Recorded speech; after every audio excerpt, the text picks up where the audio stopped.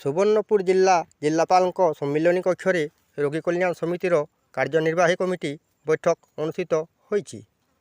ଏହି ବୈଠକରେ ଅଧ୍ୟକ୍ଷତା କରିଥିଲେ ଜିଲ୍ଲାପାଳ ସୁବର୍ଣ୍ଣପୁର ଡକ୍ଟର ନୃପରାଜ ସାହୁ। ଏଥିରେ ରୋଗୀମାନଙ୍କର ସଠିକ୍ ଭାବରେ ଚିକିତ୍ସା, ଡାକ୍ତରଖାନା ପରିସର ସଫାସୁତୁରା ଓ ସମସ୍ତ ରୋଗୀ ଚିକିତ୍ସା ଯନ୍ତ୍ରପାତିର ସୁବିଧା ତଥା ମଦ୍ୟପ ରୋଗୀ ସମ୍ପର୍କୀୟଙ୍କୁ ଡାକ୍ତରଖାନା ଭିତରକୁ ପଶିବାରେ ବାରଣ କରିବା ଭଳି ଡାକ୍ତରଖାନାକୁ ପ୍ରତିଦିନ ପରିଚାଳନାରେ ଆସୁଥିବା ସମସ୍ୟାକୁ କିପରି ଦୂର କରାଯାଇପାରିବ ସେ ବିଷୟରେ ଆଲୋଚନା ହୋଇଥିଲା। ବୈଠକରେ ଅତିରିକ୍ତ ଜିଲ୍ଲାପାଳ ସାଧାରଣ ଶ୍ରୀମତୀ ଅଞ୍ଜଲିନାଥ ପ୍ରଧାନ, ଅତିରିକ୍ତ ଜିଲ୍ଲାପାଳ ରାଜସ୍ୱ ରାଜେନ୍ଦ୍ର ମାଝୀ, ଜିଲ୍ଲା ମୁଖ୍ୟ ଚିକିତ୍ସା ଓ ଜନସ୍ୱାସ୍ଥ୍ୟ ଅଧିକାରୀ ଶ୍ରୀମତୀ ଉଷାରାଣୀ ଦାସ ଏବଂ ଜିଲ୍ଲାର ସମସ୍ତ ବିଭାଗର ଅଧିକାରୀମାନେ ଉପସ୍ଥିତ ଥିଲେ। ବୈଠକରେ ଗତ ମାସରେ ହୋଇଥିବା ବୈଠକର ସମୀକ୍ଷା ସହିତ କ'ଣ ନୂଆ କରାଯାଇପାରିବ ସେ ବିଷୟରେ ଜିଲ୍ଲାପାଳଙ୍କ ସୂଚନା ଦେଇଥିଲେ। ଏହି ସମୟରେ ଜିଲ୍ଲାପାଳ ନିର୍ଦ୍ଦେଶ ଦେଇଥିଲେ ଯେ କିପରି ରେଡ୍କ୍ରସ୍ ପାଇଁ ଅର୍ଥରାଶି ଯୋଗାଣ କରାଯିବ। ରେଡ୍କ୍ରସ୍ ଅସହାୟ ଏବଂ ପୀଡ଼ିତ ପରିବାରଙ୍କ ସାହାଯ୍ୟ କରିଥାଏ, କିନ୍ତୁ ରେଡ୍କ୍ରସ୍କୁ ଅର୍ଥରାଶି ନ ଆସୁଥିବାରୁ ଜିଲ୍ଲାପାଳ ଏହା ଉପରେ ଗୁରୁତ୍ୱ ପ୍ରଦାନ କରିଥିଲେ।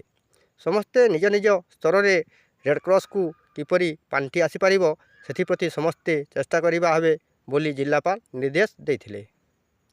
ଡାକ୍ତରଖାନା ପରିସରକୁ କିପରି ପ୍ରତିଦିନ ନିୟମିତ ଭାବରେ ସଫା କରାଯିବ ତଥା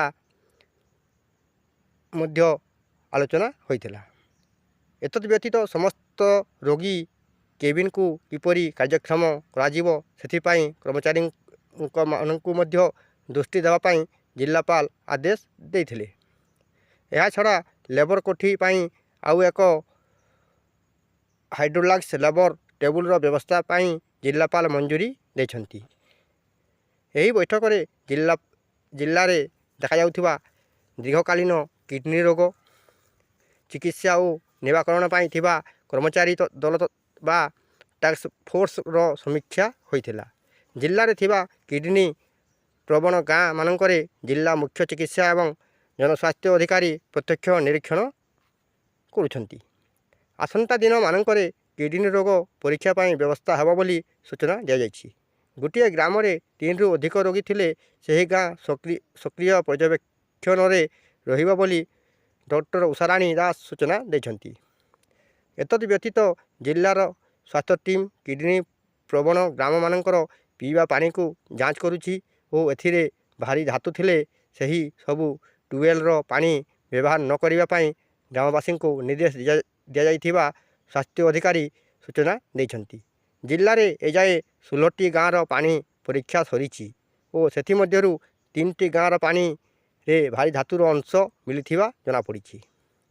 ଆଗାମୀ ଦିନମାନଙ୍କରେ ରୋଗ ପରୀକ୍ଷା ବଢ଼ାଇବା ସହିତ କିଡ୍ନି ରୋଗର ମୁଖ୍ୟ କାରଣକୁ ଚିହ୍ନଟ କରି ଉପଯୁକ୍ତ ଚିକିତ୍ସା ପ୍ରଦାନ କରି ରୋଗୀଙ୍କ ସଂଖ୍ୟା କିପରି ହ୍ରାସ କରାଯାଇପାରିବ ସେ ବିଷୟରେ ଜିଲ୍ଲାପାଳ ସୂଚନା ଦେଇଛନ୍ତି।